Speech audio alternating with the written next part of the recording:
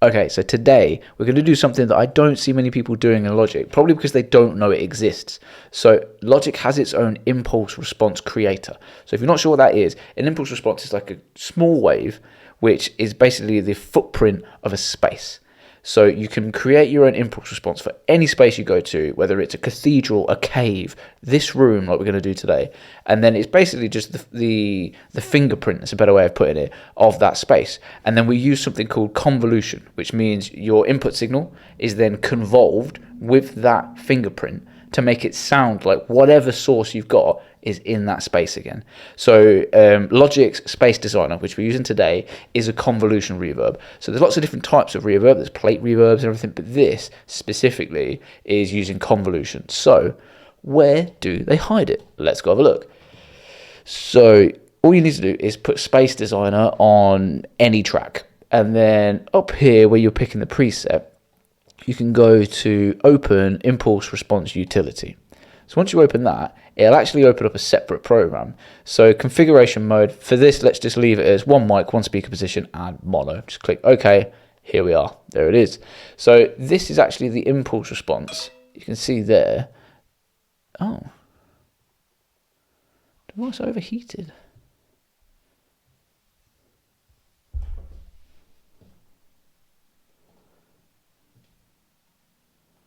I mean, it seems to be recorded. Okay, so minor glitch there. We're back. So here you can see this is the impulse response that is loaded up for this large and bright setting. So that is the impulse response itself. You can see it doesn't look like much, but that is the fingerprint of that space. And then if we have a look at the energy, you can see this is the energy over time by the look of it. And then the spectrogram shows, it's basically another visual way of looking at a reverb. So if we go back to here, what we're going to do is a new one. So let's do file, we'll do new. And then click OK. So now we've got a blank, empty track. So you want to make sure that you've got your input as Scarlett and your output as Scarlett. You're going to want a microphone and some speakers. And the reason we do that is because we're going to do what's called a sweep. So it's basically a sine sweep that's going to go from the lows, like, ooh, and pre-warning, it can get a little bit loud. So you need the speaker, it's going to be mono, I guess, to excite the room. So it's going to throw sound all around the space so that it bounces, but it needs to be an adequate enough level to fill the room. Otherwise, you're not going to get the full fingerprint. That's the best way of looking at it. So once we do that, we need something to pick it up. So the microphone's going to pick that up. So there is so much. This is actually how people will do equipment assessments and stuff in anechoic chambers and things. But today we're going to do a rough version. It's probably the mic's going to be in the wrong place. It's the wrong distance. The levels are probably wrong. But I'm just showing you the concept because it's so interesting and not many people go about and do it. But a quick caveat, you can also do it with technology or equipment. So it doesn't necessarily always need to be a room. You could run it through a guitar pedal and get an impulse response for a guitar pedal with specific settings. And then you can convolve any guitar signal with that impulse response you've got and get the same sound. So you can just set it up, patch bay and stuff, to run through loads of your gear and get your own little impulse response bank.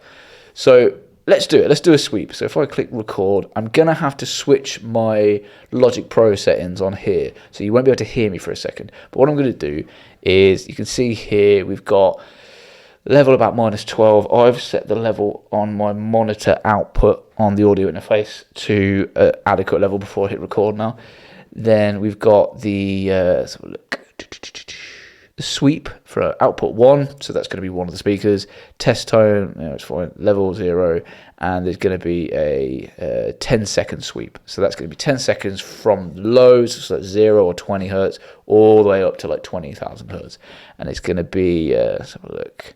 I don't think that's necessary for now. But what we're going to do, we're going to hit record, and then once we hit record, we're going to hit sweep. And then that's going to give us our sine wave, our sweep, and then we're going to get our impulse response. So I'm going to quickly change the settings now.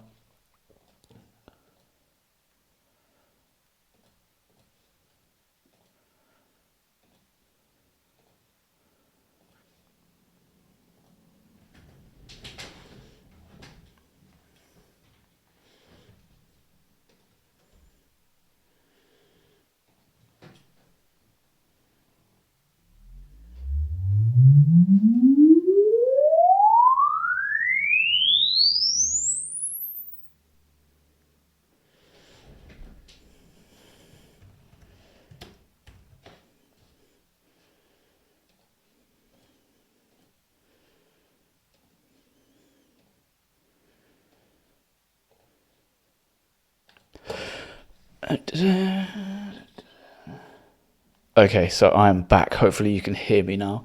So if we get the impulse response utility back up, you can see there we captured a wave. It's not as amazing as the other one. I know the other one was a lot sharper, but that's where you would have the mic pointed at the speaker, so it actually picks it up better. You would choose your distance, you would make sure that the levels are okay. So like I said, there's a rough and ready version, but I just don't see any videos about this. So let's have a look at the energy. The energy is all over the shop.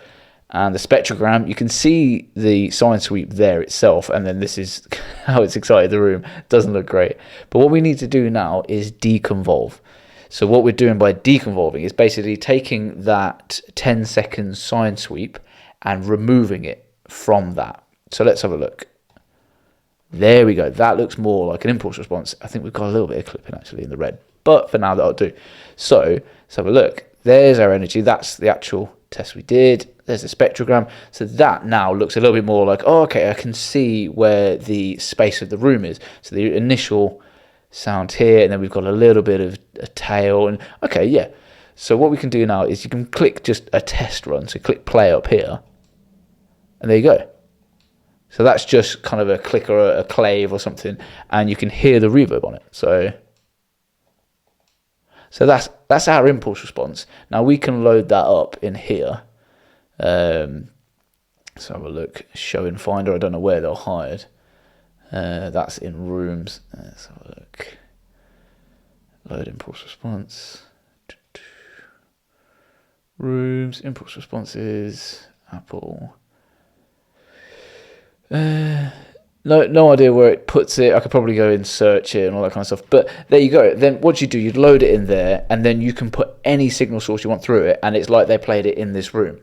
Now take the same concept, I don't know, speak to your local church, anything like that. Take one speaker, a microphone, and a audio interface with you, and your Mac that's got Logic on. You can do this deconvolution method in Audacity, in case you're not using Logic. So you download that. You'd need to create your own sine sweep, and then you could put that in and deconvolve, and you can do exactly the same thing. But yeah, there's nothing stopping you from just creating a small little setup, going around the world to these crazy places and creating your own impulse responses. And then you can have a singer come in and she can sound like she's stood at the edge of a cliff, or I don't know why that'd be good, or she's stood in a massive cave underground. And it's fantastic. I think it's great, and it's something that everyone should be utilising a bit more to get their own reverbs. That people will pay money for this. You should do this. Cheers. Tune in for another one.